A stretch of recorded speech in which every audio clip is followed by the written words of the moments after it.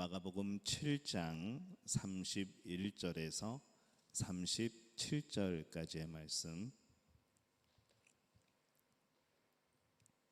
우리 한 목소리로 함께 봉독하겠습니다.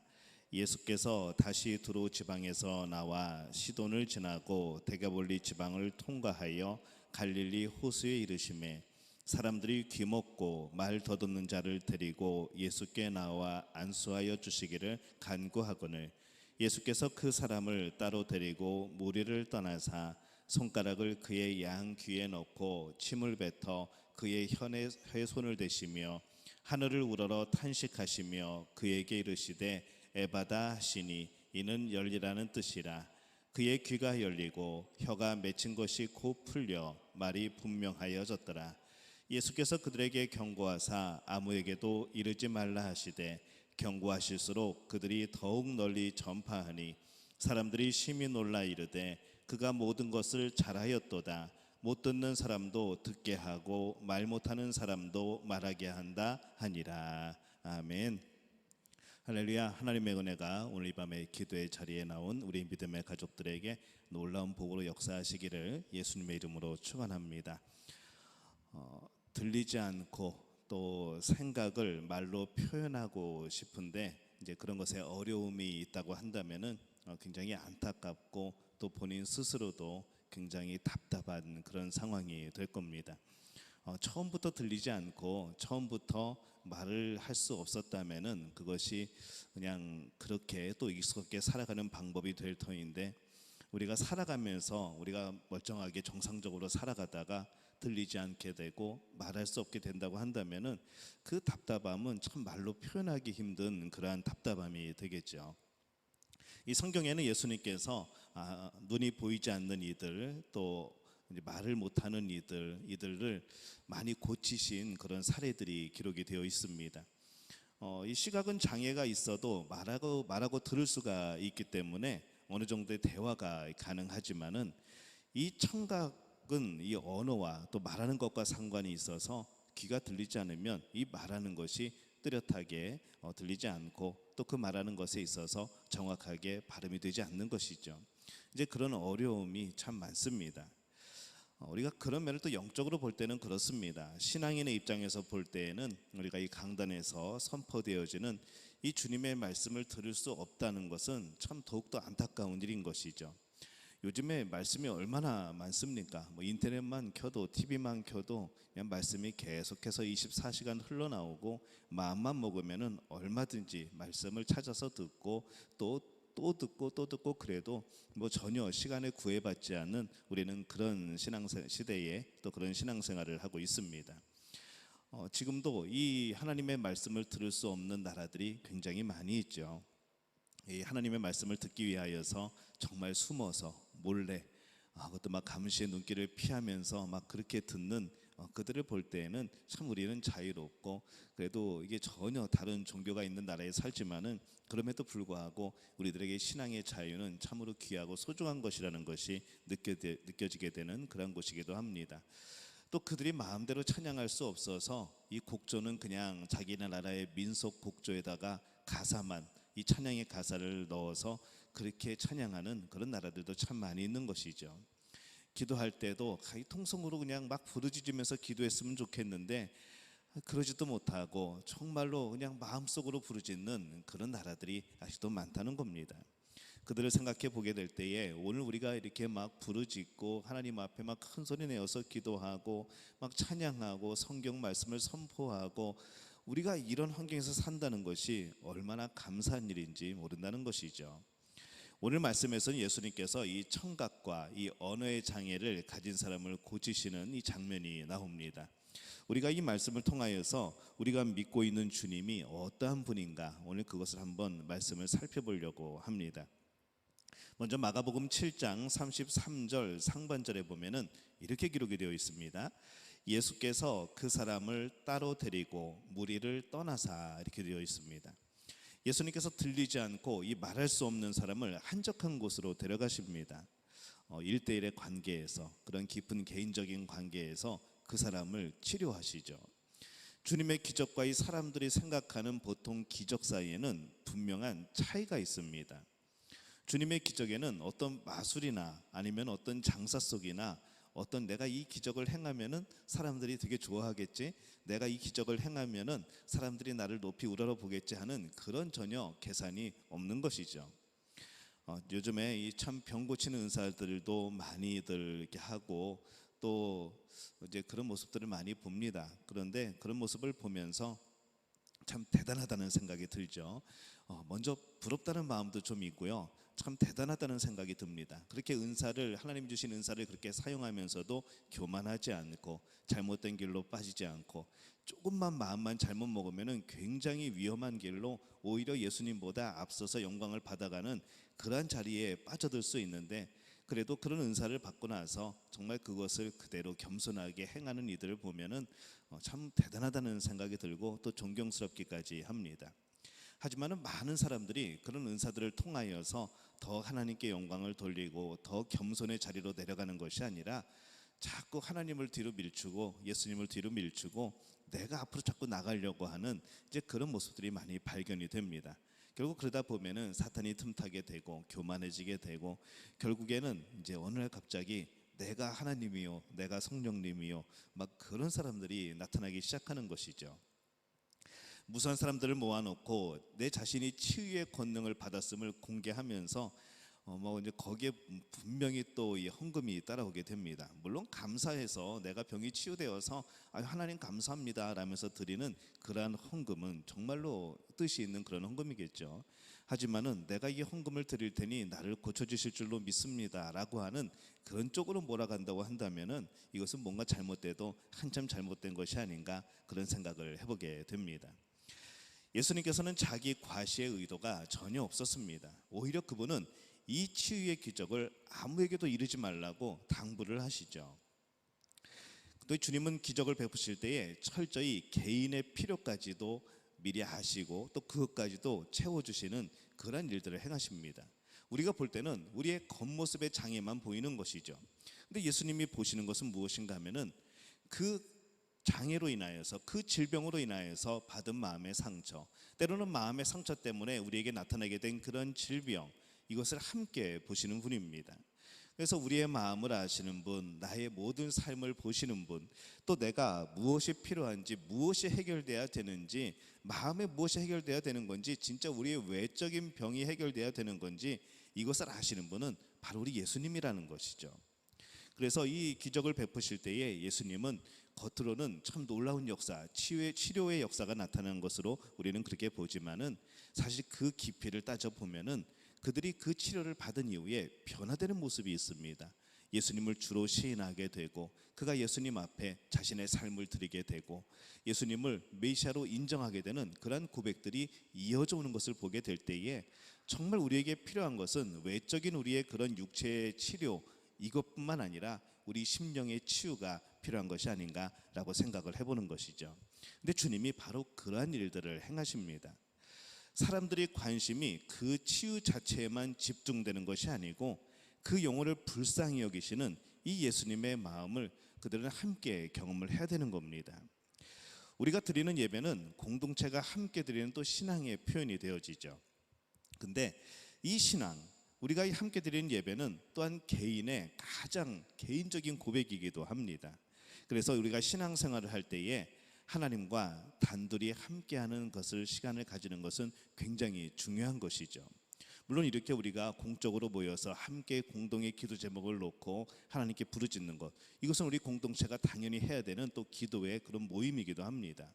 이 가운데 또 하나님이 우리를 통하여서 이루시는 역사들이 있죠. 하지만은 우리가 이 개인적인 신앙생활, 개인적인 기도 안에서 하나님이 그에게만 주시는, 하나님이 나에게만 주시는 놀라운 응답과 또 하나님의 뜻이 있다는 겁니다. 그래서 이 하나님과 얼마나 우리가 개인적으로 친밀한 시간을 갖는가, 이것은 굉장히 우리 신앙생활에 있어서 중요합니다. 하나님과 개인으로 만나는 시간을 갖지 않는다고 한다면은 하나님이 그 각 사람에게 주시는 풍성한 복을 받을 수가 없게 되는 것이죠. 예수님께서 이 한 분 한 분만을 향해 주시는 그 은혜, 그 응답, 또 그 말씀을 경험하는 우리 복된 믿음의 가족들이 되어지시기를 예수님의 이름으로 축원합니다. 과연 우리는 하루 종일 얼마나 예수님을 부르고 있고 얼마나 예수님을 기억하고 있고 하나님께 의지하고 있는가. 만약에 매 순간마다 뭐 한 10분마다 체크를 해가지고 뭐 잘함, 못함, 보통 이렇게 만약에 표시해 가지고 한다 그러면은 우리는 얼마나 하루에서 예수님을 경험하는 시간, 예수님을 기억하고 부르는 시간, 하나님을 의지하는 시간이 과연 얼마나 될까라고 생각을 해보게 되는 것이죠. 여러분은 어떻습니까?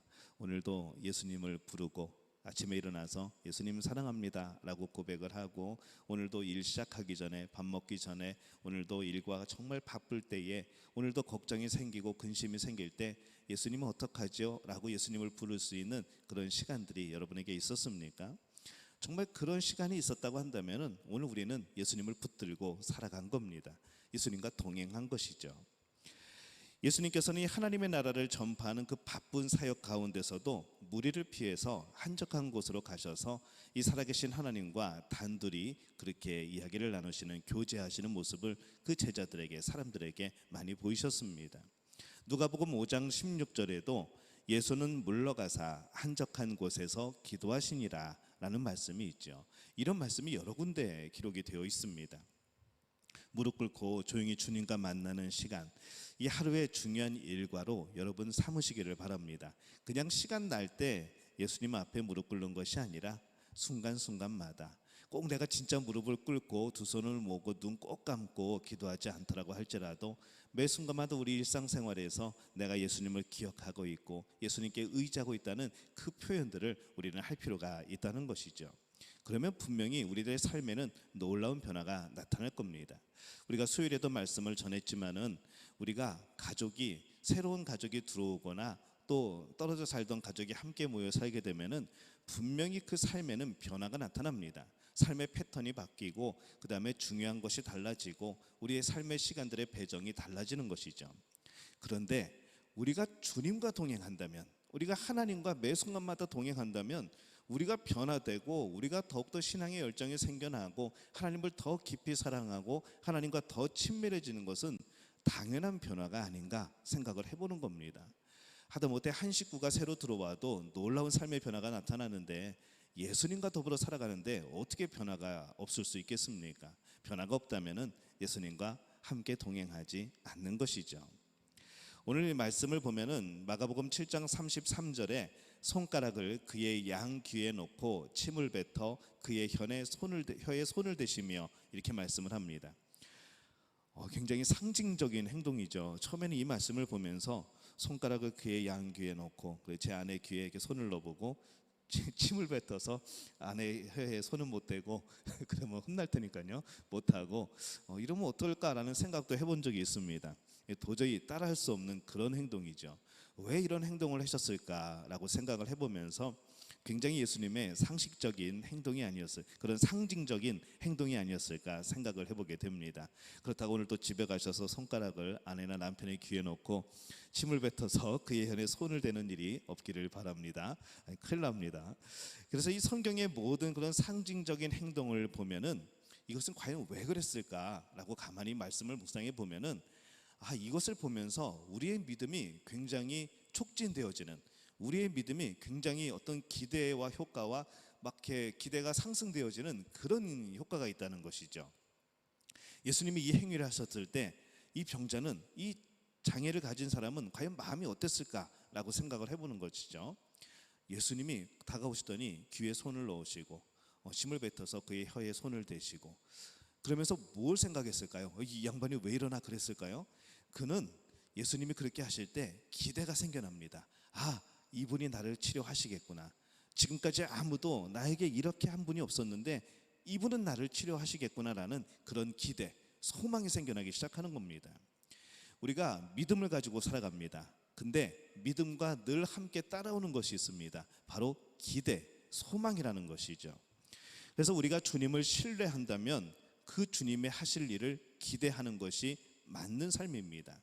믿음은 그래서 믿는다는 것은 뭔가를 소망하는 것이죠. 뭔가를 소망한다는 것은 그게 분명히 이루어질 것을 믿는 겁니다. 그래서 이 믿음과 기대, 소망은 늘 함께 가는 것이죠. 예수님께서 이 환자에게 기대감을 심어주시고 그의 믿음을 다시 일으키시기 위해서 이 상징적인 행동을 하시는 겁니다. 그의 귀를 만지고 그의 혀에 손을 대는 순간에 이 사람은 내가 회복되겠구나, 내가 치료되겠구나, 내가 드디어 제대로 된 모습으로 돌아오겠구나, 주님께서 나를 고치시겠구나, 이것을 확신하게 되어집니다. 믿음이 없는 곳에는 하나님의 역사가 일어나지 않습니다. 히브리서 11장 6절에 보면은 이렇게 말씀을 하죠. 믿음이 없이는 하나님을 기쁘시게 하지 못하나니 하나님께 나아가는 자는 반드시 그가 계신 것과 또한 그가 자기를 찾는 자들에게 상 주시는 이심을 믿어야 할지니라 라고 말씀을 합니다. 하나님께서 역사하실 것을 믿고 또 그분을 찾을 때 주님께서 상을 베푸신다는 거죠. 상 받으려면 하나님이 역사하실 것을 믿는 겁니다. 믿음으로 나가는 겁니다. 믿음으로 나가지 않고 뭔가 해결되기를 바라고 상을 받기를 바란다는 것은 이게 아무것도 안 하고 열매가 맺혀지기를, 씨 뿌려놓고 농사가 그냥 잘 되기를 그렇게 기다리는 사람과 똑같은 것이죠. 그렇게 우리가 하나님의 역사를 믿고 그분을 찾게 될 때에 이 주님의 영광이 임하게 되고 놀라운 사건들이 일어나게 되어집니다. 여러분은 주님의 위대한 역사를 기대하며 주님 앞에 나올 때마다 여러분에게 말씀하시고 만지시는 그런 주님의 손길을 체험하고 있습니까? 우리는 늘 바라고 소망을 하죠. 하나님, 내 마음을 만져주세요. 내 심령을 주님 치료해 주세요. 하나님, 내 이 답답한 마음을 주님 좀 시원하게 열리게 해주세요 라고 기도하지만은 정말 그런 기대를 가지고 있는지, 그냥 어쩔 수 없어서 해결할 수 없으니까 그냥 답답하니까 그렇게만 기도하는지 오늘 우리 자신을 돌아볼 필요가 있습니다. 그분의 능력이 여러분에게 임할 것을 믿고 기대하는 그런 마음으로 하나님께 부르짖는 우리 믿음의 가족들이 되어지시기를 예수님의 이름으로 축원합니다. 치료하는 능력은 하나님께 있습니다. 예수님께서 종종 하늘을 바라보시며 기도를 하시죠. 하늘의 도우심을 바라보면서 하늘을 이렇게 우러러보시는 그런 행동을 많이 하십니다. 마가복음 7장 34절에 보면은 이 말씀에도 하늘을 우러러 탄식하시며 이렇게 되어 있습니다. 이 하늘을 우러러 탄식하신다는 것은 치료의 능력, 기도의 응답, 이것이 하늘로부터 온다는 것을 상징적으로 보여주시는 것이죠. 여러분, 하나님을 바라보고 있습니까? 그분을 바라보고 사는 사람들에게 그분의 보상이 있고 그분의 상급이 있고 그분의 상이 주어지게 됩니다. 야고보서 1장 17절에는 이렇게 말씀을 합니다. 온갖 좋은 은사와 온전한 선물이 다 위로부터 빛들의 아버지께로부터 내려오나니 그는 변함도 없으시고 회전하는 그림자도 없으시니라 라고 말씀을 합니다. 온갖 좋은 은사, 온전한 선물이 어디서부터 옵니까? 다 하나님께로부터 온다고 말씀을 하는 것이죠. 모든 동물들이 다 땅을 보고 살아갑니다. 이렇게 막 여기저기 보고 싶은데 못 보고 그냥 한 곳을 바라보게 되고, 또 동물의 모양에 따라서 어느 동물은 하늘을 못 쳐다보고 고개도 안 올라가고 그냥 땅만 보면서 살아가는 동물들이 참 많은 것이죠. 근데 인간은 앞을 볼 수도 있고 위를 볼 수도 있는 그런 존재로 지음을 받습니다.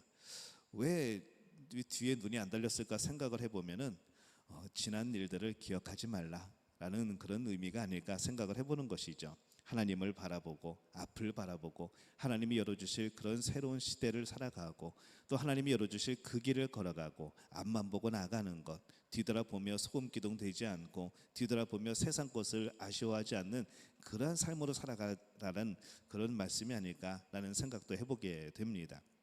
우리는 하나님을 바라보는 존재라는 것이죠. 이 헬라어로 인간이라는 단어, 안드로포스라는 단어를 씁니다. 근데 이 안드로포스라는 단어가 위를 보는 존재, 희망을 가진 존재, 그런 의미를 가지고 있습니다. 그래서 인간만이 위를 향해 하늘을 바라보고 하나님을 바라볼 수 있다는 이 사실은 얼마나 하나님의 아름다운 계획인지, 우리에게 주시는 얼마나 큰 복인지 다시 한번 경험하게 되는 것이죠. 그런데 우리는 이 놀라운 능력, 이 도움이 어디서부터 오는가를 우리는 지식적으로 알고 있지만은 너무 바쁘다는 핑계로 하늘을 쳐다볼 시간을 내지 않습니다. 땅에 매어 살아가는 것이죠. 새벽 기도회를 나오면은 좋은 점이 하나 있습니다. 저는 여기 오면은 하늘의 별을 못 볼 줄 알았습니다. 워낙 공해가 심하다고 말을 하니까, 실제적으로 자카르타가 공해가 심하니까 춘천에 살 때는 공기가 괜찮고 또 빛도 세지 않다 보니까 뭐 여름에 가을에 굉장히 하늘에 별이 굉장히 많이 보입니다. 그래서 여기서는 이제 별 보기는 포기해야 되겠구나라고 생각을 했는데 바람이 불고 비가 내린 이후에 그 다음에 새벽 기도회를 나올 때에 그때 하늘을 보면은 참 별이 많이 보입니다. 깨끗하게 보이고 달도 예쁘게 보이고 이것은 새벽 기도회에 나오신 분들만이 볼 수 있는 그런 보너스인 것이죠. 그래서 그것을 보면서 하늘을 보면서 하나님의 위대한 솜씨에 또 하나님의 놀라운 능력에 그렇게 감탄도 해보고 그런 거죠. 우리가 또 여러 가지로 근심에 쌓일 때 여러 가지 문제가 있을 때 우린 또 하늘을 보게 됩니다. 누가 시키지도 않았는데 먼 산을 바라보거나 하늘을 바라보거나 그러면서 우리는 어렴풋하게 하나님을 기억하게 되는 것이죠. 하나님이 우리를 그렇게 만드신 겁니다. 하나님을 바라보는 존재로, 하나님께 소망을 두는 존재로 하나님이 우리를 그렇게 만드신 것이죠. 그래서 성경은 위의 것을 찾으라 라고 말씀을 합니다. 골로새서 3장 1절에 보면은 그러므로 너희가 그리스도와 함께 다시 살리심을 받았으면 위의 것을 찾으라. 거기는 그리스도께서 하나님 우편에 앉아 계시느니라. 이렇게 말씀을 합니다. 여러분은 우리의 모든 죄를 담당하시고 죄의 문제를 해결하시고 우리를 위해 중보하시고 또 하나님 우편에서 우리를 살펴보고 계시는 그 예수님을 바라보며 살아가고 있습니까?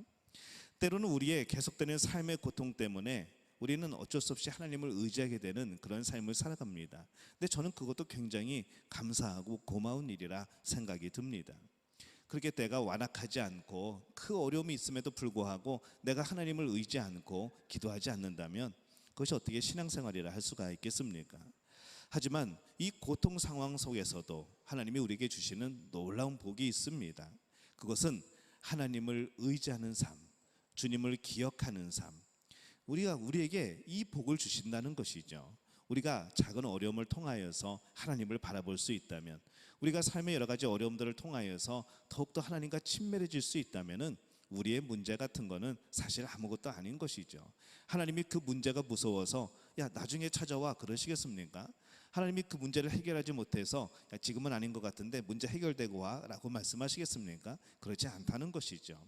언제나 우리가 찾아가는 것이, 하나님과 친밀하게 살아가는 것이, 그것이 먼저라는 겁니다. 그 다음에 우리의 삶을 돌아보게 될 때에 그때부터는 우리의 시각이 달라지고 우리의 초점이 달라지고 우리의 생각이 변하게 되어지는 것이죠.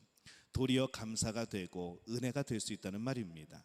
결과는 모릅니다. 우리는 결과를 알 수 없습니다. 우리들이 늘 하는 걱정은 뭔가 하면은 결과를 예측하고, 우리가 경험이 많을수록, 우리가 조금 똑똑할수록 사실은 상상력이 풍부할수록 이 결과를 자꾸 예단을 하죠. 결과를 미리 생각하고 예측해보고 그렇게 되겠구나, 지금까지 살아보니까 항상 그런 결과였어 라고 하지만은 결과는 모르는 겁니다. 그것이 믿음의 능력이고 하나님이 주시는 놀라운 은혜라는 것이죠. 여러분, 무엇을 믿고 살아가는가? 데이터를 믿고 살아가는가? 아니면 하나님의 약속을 믿고 살아가는가? 이것이 우리 인생의 중요한 갈림길이 되어집니다. 데이터는 대부분 맞아떨어집니다. 하지만은 그 데이터를 변화시킬 수 있는 분은, 그 데이터 외에 놀라운 은혜를 주실 수 있는 분은 하나님밖에 없다는 것이죠. 그렇다고 한다면은 우리는 데이터를 섬기는 사람이 아니고 하나님을 섬기는 사람들이고 하나님의 자녀입니다. 데이터의 종이 아니고 바로 하나님의 종이라는 것이죠. 그런 여러분에게 하나님께서 해결하시는 역사가, 하나님께서 길을 여시는 역사가 나타나게 될 줄로 믿습니다. 오늘 말씀에 보면은 하늘을 우러러 탄식하시며 이라는 말씀에서 예수님께서 하늘을 우러러 보신 것은 우리의 도움이 하나님으로부터 옴을 상징하는 그런 행동입니다. 또한 언제나 하나님을 바라보면서 살도록 교훈하신 그런 말씀이죠. 이 탄식이라는 뜻을 원문에서 찾아보면은 불쌍한 표정으로 신음소리를 내는 것, 이렇게 풀이를 하고 있습니다. 상대방을 불쌍히 여기는 마음도 거기에 들어가죠. 마음속 깊은 곳으로부터 우러나오는 이 신음에 가까운 고통의 소리, 그것이 우리 안에 내 자신을 향한 것이든지 또 그것이 이웃을 향한 것이든지 이 탄식이라는 그 단어 속에는 그런 깊은 의미가 들어가 있습니다. 주님이 그를 불쌍히 여기십니다. 그래서 하늘을 우러러 탄식하시는 것이죠. 그를 위하여서, 그를 불쌍히 여기셔서. 주님의 기적에는 분명한 동기가 있습니다. 그것은 바로 사랑이라는 것이죠. 여러분, 기적을 한번 행하기를 원하십니까? 사랑하시면 됩니다. 치유를 원하십니까? 누군가를 치료하고 싶으십니까? 사랑하시면 됩니다. 정말 사랑하는 마음으로 기도하면 하나님이 역사하시는 것이죠. 모든 은사 안에는 하나님의 사랑이 들어가 있습니다. 주님의 심정으로 정말 안타까운 마음으로 우리 이웃을 위해서 기도한다면 하나님은 반드시 역사를 이루어내십니다. 예수님께서는 이 긍휼히 여기는 마음을 가지고 그 기적을 행하시는 것이죠. 그 기적의 원동력이 무엇인가? 바로 하나님의 사랑이고 예수님의 사랑이었다는 겁니다. 마가복음 7장 34절에 보면은 그에게 이르시되 에바다 하시니 이는 열리라 라는 뜻이라 이렇게 말씀을 합니다. 이제 드디어 그의 귀가 열리고 이제 혀가 풀려서 다시 말하고 듣게 됩니다. 대화할 수 있게 되는 것이죠. 이제는 주를 찬양할 수 있고 하나님께 마음껏 부르짖을 수 있고 그러한 삶이 되어집니다. 우리는 말씀을 통해서 예수님의 기적을 통해서 우리가 믿고 우리가 신뢰하는 주님이 어떤 분인가를 발견을 합니다. 그분은 긍휼이 많으신 사랑의 주님이었습니다. 그분은 우리에게 끊임없이 하나님을 바라보도록 요구를 하십니다. 하나님은 신뢰하는 믿음을 격려하시고 또 우리는 그 안에서 우리들의 여러 가지 문제들과 마음의 평안과 여러 가지 우리의 삶의 모습들을 생각하고 길을 찾고 그 열린 길로 걸어가게 되는 것이죠. 하나님께서 우리에게 베푸시는 그 은총을 체험하도록 그분과 단둘이 만날 것을 권유합니다. 예수님과 친밀하게 살아보시기 바랍니다. 매 순간마다 예수님의 이름을 부르시기를 바랍니다.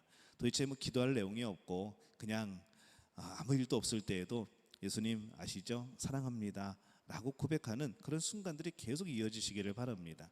한순간도 내 생각대로 움직이려고 하는 것이 아니라 그런 마음이 들 때 내가 무엇인가를 해보려고 하는 그런 욕심이 생길 때 그때마다 예수님을 부르시기를 바랍니다. 예수님을 부르면 예수님이 역사하십니다. 예수님을 부를 때 그분이 귀를 기울여 주십니다. 예수님을 부를 때 그분이 길을 여십니다. 그분이 길이고 그분이 진리고 그분이 생명입니다. 이것을 자꾸 어디서 찾으려고 하십니까? 그래서 예수님과 친밀히 살아간다고 하는 것은 하나님과 친밀하게 살아가도록 한다는 것은 우리의 신앙생활에 큰 원동력이 되어지는 것이죠. 이 힘을 잃어버리고 신앙생활을 한다. 예수님을 일주일에 한 번만 만나는 것으로 그렇게 나는 신앙생활을 한다. 이것은 어떻게 보면은 진정한 신앙생활의 모습은 아닙니다. 변화가 없는 것이고 그의 믿음이 성장할 그런 기대를 갖기 힘든 것이죠. 우리들은 어떻습니까? 정말로 예수님의 발자취를 따르기를 원하십니까? 그분이 원하시는 대로 하나님을 신뢰하고 그분과 교제를 나누면서 그 은혜 가운데 이웃을 사랑하는 그런 성도가 되기를 원하십니까? 정말 그렇다고 한다면 오늘 우리의 길을 여시는, 우리의 삶을 여시는, 우리의 영의 눈을 여시고 우리의 마음을 여시는 예수님께 다가가시기를 바랍니다. 오늘 여러분들을 향하여서 에바다, 열리라 이렇게 말씀하실 줄로 믿습니다. 주님의 뜻을 말하고 주님의 말씀을 듣고 또 주님이 보여주시는 것들을 보게 되는 우리 믿음의 가족들이 되어지시기를 예수님의 이름으로 축원합니다.